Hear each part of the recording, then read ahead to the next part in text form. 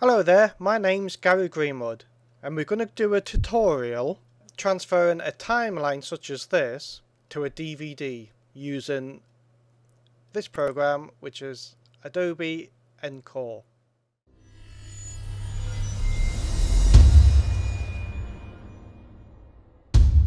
So first of all, let's start from our timeline.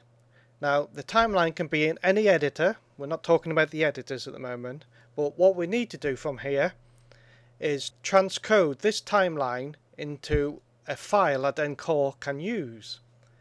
And because we're making a DVD, we're going to make an MPEG-2 file. I'm working with Edius at the moment, so we'll go into Export File, Print to File. Now all editors should have options to transcode to MPEG-2 for DVD. As you can see here, MPEG-2 for DVD. And to get that from Edius, you'll go to MPEG, make sure Enable Conversion is ticked here, and you'll have a big list of the different formats that you can encode to. So we would go to MPEG-2 PAL for DVD. Simple as that. Once you've done that, click Export. Your secondary encoding box will come up. This is where you can change your bit rates per second, and I never go over 7. And the reason for that is that some machines struggle playing over 7 and it stutters, etc. So 7 is a good bit rate, and you can get an hour and a half on one DVD. Right, for the audio, I always use Dolby, or AC3 as it's called. This is better than the uncompressed linear, which is a WAV format, and the MPEG format, which your box under your TV has to work a bit harder to convert when it's playing through TV. So I always use Dolby Digital, seems to work best for me. You can go up to 384, but I always put on 128. And the reason for that again is that it's smaller, it uses less space, and it's still almost CD quality, so it's still really good quality. So unless you're making a music video or anything like that, that's what I'll put it on. Right, so now we'll find a place on the hard drive to put this. And this is an interview, so we're going to put interviews and save. So depending on how good your processor is, you should be able to knock out your MPEG file in half the time as your timeline. Okay, let's go to Encore, and this is the Encore interface. It is split into sections that can change depending on what you're doing. On this side of the screen is your project window, where you install all your different files that you need for your project. We've just made our MPEG DVD compliant movie file, so let's import that now. And we do that by right clicking inside the project file, the project window should I say, sorry, and import as timeline. Let's find our movie, which is interviews, which is right here. Open. Encore reads the file as it's important, so it knows its bit rate, etc. Now if we click on the file here, interviews MPEG, on the other side of the screen you've got your properties for that file, and it actually says don't transcode. That's because the file's already DVD compliant, so Encore doesn't have to encode it, which is what we want. That's how I work anyway. I don't like Encore encoding any files at all, so I do everything myself if I can. Right, imagine our file, it's only 6 minutes long, but imagine it's over an hour long. We want to put some chapters in, and we'll make a small menu as well to go with it. Okay, to make chapters, we'll click on the timeline at the bottom here, and as you see, if you scrub, it all moves just like it does in your editor. So we'll find a point, let's say just as this guy comes on here. Now if we want to get more detailed, we can zoom up by using the gadget at the bottom here. So we can move up a bit, and I'll just get it on the frame there, make a chapter. Okay, let's go about halfway up the file. Right, just before Dad comes on, we'll put a chapter. And if we put one near the end somewhere, there's our beautiful bride. There's a groom. Let's put a chapter just as the groom comes on. Bride comes on, sorry. And we'll put a chapter there. So if we zoom out again, you can actually see that now we have 4 chapters.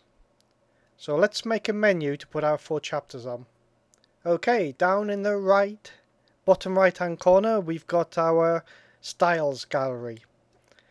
We've got different themes that we can choose from. Corporate education, of course we're going to choose wedding.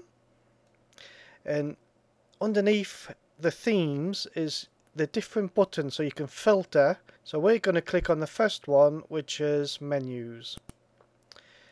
And these are all of the different menus that you can pick. And we'll choose, this is a nice one, so we'll use this. So to get that menu into your project, all you have to do is double click it. Like so. Right, in the main screen, this is our first menu. We're only going to use one for this project because it's quite small. It's just to show you how to do it. As you can see in the project window, the menu is automatically appeared, which is right here. And associated with the menu is a movie background. So this background actually animates. The menu is split into components. We've got text components here, which we can change if we want. So let's just change this name. Mr. and Mr. Clark, let's say. Okay. Down here we've got the buttons. So we've got 1, 2, 3, 4. Now you know the buttons because they've got a green outline. All other elements have only got blue outlines. So these are actually 4 buttons, and we've got some more words at the bottom here. Blue outline. Now to choose these different elements, you've got some gadgets up in the top corner here. The first one is so you can choose buttons. The second one is so you can select different items. So at the moment it's on select different items, so you can select text and you can select the different items inside the buttons. You can change the text in here. You can change the pictures if you wish. And there's also, if we come down here, show normal sub-picture highlight, show selected sub-picture highlight, and choose activated. So if we choose selected, watch what happens. Can you see these little flowers? Well, what happens here, if I right click here and preview this screen, this is how it will appear on a video screen on a TV. When you hover over a button, or choose a button using these, you know what button's selected by the flower. So to show you again how to get that, use this gadget at the bottom, which is called Show Selected Sub-Picture Highlight. And if you click it, that's what we get. If you want to really go to town on these menus, you can actually right click, edit in Photoshop, and this will open up in Photoshop with all its different layers. And you can change whatever you like. Okay, we've got our menu looking exactly how we want. We've just got to associate these buttons with the chapters in the timeline down here. Now there's 4 chapters, we've got 4 buttons, so it's going to work really well for us. So up in this top corner, let's click the button gadget, which is the first gadget. When you click on a button now, you just get the green screen. So we're going to highlight the first button, and we're going to associate that button with the first chapter on our timeline here. So click in it. Over here on the properties box, this is all the information about that button. It's called button 1, it's got a name, Santa Marie, usually associated with the text that's inside the button. So Santa Marie, Santa Marie. Right, this is the link, and this is how you set it to your different movies or different chapters. Now, because this is the first chapter, we can actually pull this link. Can you see this gadget here? Pull it right across onto our interviews gadget, just there. That is now associated with interviews chapter 1.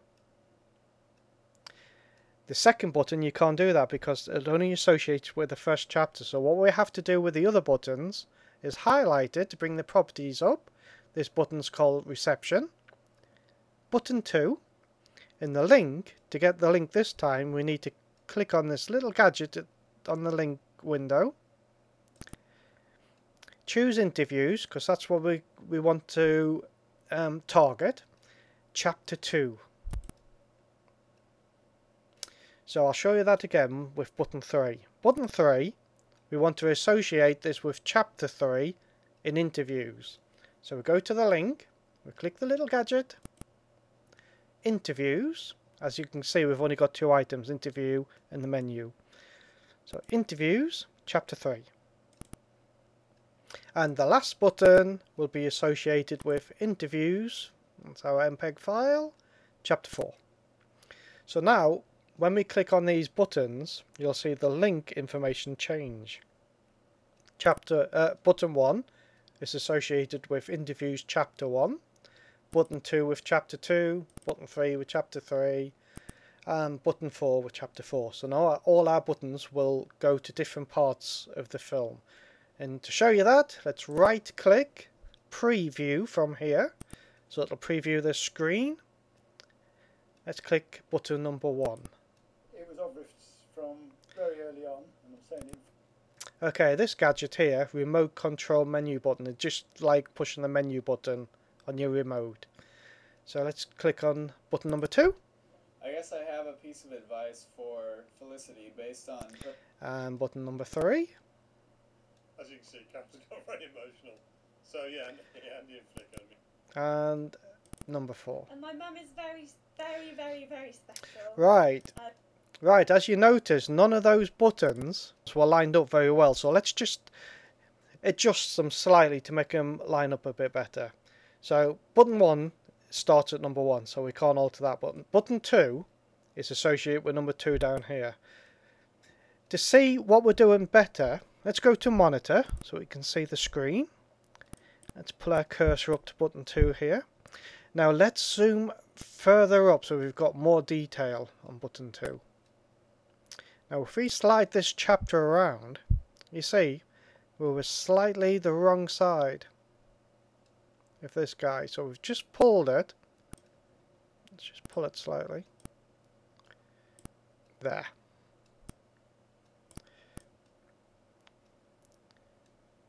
Right, to get to the next chapter quickly, we can use next chapter gadget just under the monitor here.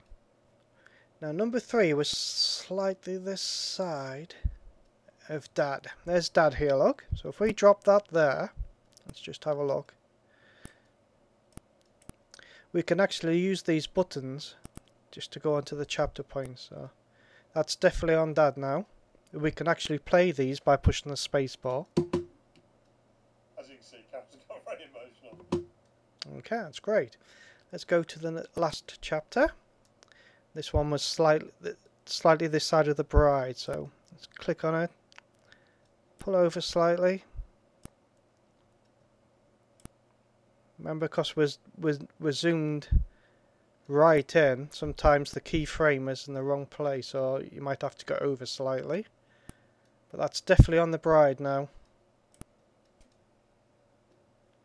Right, we're back on our menu now, so these should all work spot on now. So if we right click, preview, click on the second button. I have a piece of advice. That's great. Let's try the third button.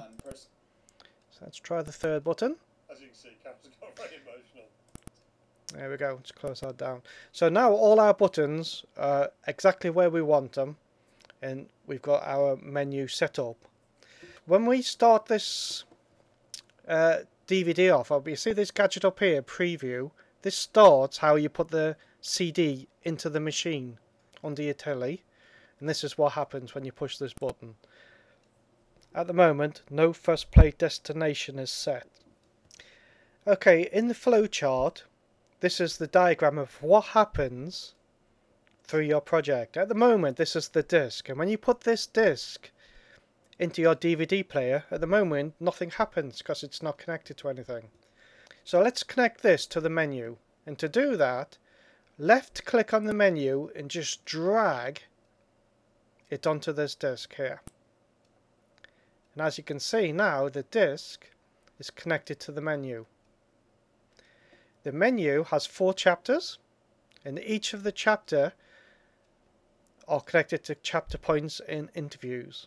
And our project is quite simple, so that's all we've got at the moment. There's just one more thing I want to show you, and that is adding a copyright first play, for instance. So we can have a copyright here, then from the copyright it'll go to the menu, because most people want a copyright screen when the DVD's first loaded into the machine. So let's right click on our project setting, our project window I mean, sorry, import as timeline, and we will find our copyright film. Now I've got mine down here somewhere.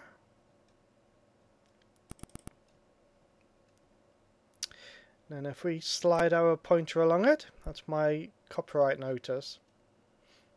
Okay, so let's go back to the flow chart. Now I want to make this first play. So to do that, I'll left click on it, drag it to the disk, and at the moment we've got from the disk, when you put it in the machine, goes to our copyright screen.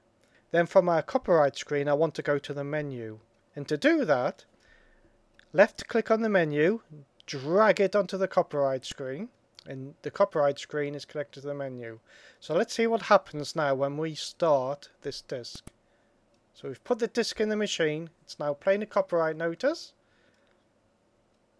and when the copyright notice is done it should go to the menu. There we go. And when we click any of these, as you can see, Captain's got very yeah, emotional. So yeah, let's turn that off. So, however, at the moment when we're on this copyright screen, people can still click from it to get to the menu, but we want them to watch it all until it's finished and then go to the menu. And this is the last thing I'm going to show. So if we come down to the timeline for the copyright window here and click on it, in the property section on the other side you've got something called operations. At the moment everything's permitted. So if we click set and then click here where it says none, you notice how all the ticks disappeared. Let's go to all again. They're all clicked. Click none. None. So they can't stop it, they can't fast forward to the next chapter or anything. All they can do is wait till it's finished. So we click OK. Incidentally, you can do that with any film that you put on, though it's only recommended for the copyright film really. So we've made our project. Let's save that to DVD now. So one thing you need to do before you make a DVD is just to test it. You see here where it says check project. If you click on there, this is all the things it will test. So we click start. Interviews. That's our MPEG file that we put on. End action not set. So you can leave that screen up. Click on interviews down here. Then go to the property section. If you notice, this property window gets used a lot. End action not set. So if we click on the little gadget here, these are all the things that can happen when MPEGs is finished. For instance, you could connect this to another MPEG file, so one movie plays to another movie, or you can have it link back to the last menu, which is here. So if we click on there, we turn to last menu. That means when the interviews video is finished, it will automatically go back to the menu. So let's start that again. Now, no items found, there's no problems. So let's burn this to a folder on the desktop. You can do it straight to disk if you want. Build. You can make a disk or you can make a folder. Now the idea of making a folder is that you can use Nero or any other burning program and make discs from it in the future. So let's pick a location. So we'll go to computer, video 1, 28th. Right. Make it a new file. We'll just call it test. Test. Open. Right. Since our project isn't titled yet, let's do a title for it. So we'll call it test. Now, as you can see, the name's down here. So now we'll have a folder called test. So we're going to save a folder in 28th of July wedding called test. Now what I used to do when I build a DVD folder, I'll put the name plus DVD. So you know that's the DVD files. And what it'll do, it'll make a video TS file inside that folder. So we've done that, we're going to click build. At the moment it's actually making a motion menu, and because we've got a video backdrop to that menu, that's what it's doing now. Once it's done that, it starts converting your file into VOB files, adding it to the folder. See how fast it's going. This is only a 6-minute movie, but it did that in about 30 seconds. So click OK, come out, save, close. Now if we open another program up, we can actually watch what we've just made. So I've opened Power DVD. I've got to find that on the hard drive, which is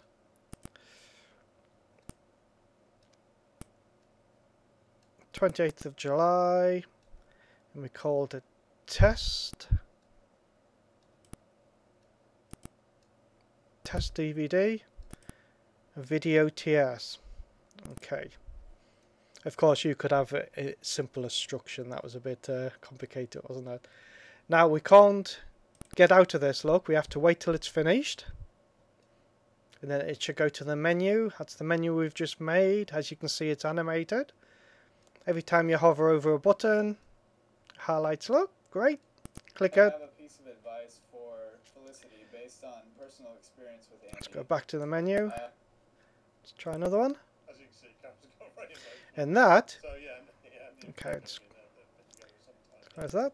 And that is how you make a DVD from your editor's timeline. Hope you enjoyed it. If you'd like another tutorial on something a bit more advanced to do with Encore, let us know and I'll get onto it for you. Okay, thank you. Bye bye.